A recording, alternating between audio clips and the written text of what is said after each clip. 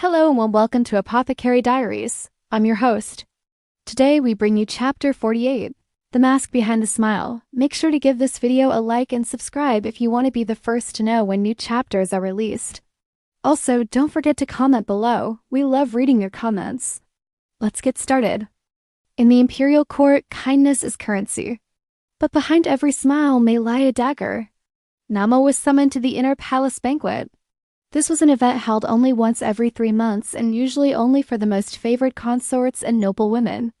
Even as an apothecary, she was rarely invited. She wasn't sure why she was called this time, but when the emperor himself requested her presence, it was hard to refuse. She arrived at the entrance of the banquet hall and paused. Inside, hundreds of silk lanterns illuminated the scene before her. Noble women clad in silks that shimmered like sunlight on water were laughing as they sipped their tea. Their embroidered fans cast dancing shadows on the walls. Jinshi had warned her. If they can't silence you in the shadows, they'll do it in the light. Remembering his words, Malmo stayed sharp. She found herself seated beside a woman whose fingers were swollen and skin flushed. The consort was breathing shallowly, her gaze distant. Momo noticed these signs of illness and knew that even in this place of luxury and beauty, there was room for deadly schemes. As the night deepened, Momo kept to herself, only sipping water. It was then she noticed the maid by the consort's side fanning her mistress while also fanning herself. Her fingers were red and swollen, the same as the consort's. She was also breathing erratically. Momo swiftly excused herself and moved closer to the maid. "You've been poisoned," she stated. The maid's eyes widened in surprise. "What?" Before she could respond, Momo continued. "But it wasn't meant for you. You were just too close to her ladyship." She gestured towards the teacup that had been passed around earlier, now sitting empty in front of the consort. A hush fell over the room as everyone stared at the cup. Taking a deep breath, Momo declared someone planned to kill a consort and use the help as a disposable warning. The banquet ended abruptly after that. Soon, Momo found herself alone in her courtyard, thinking about the events that had transpired.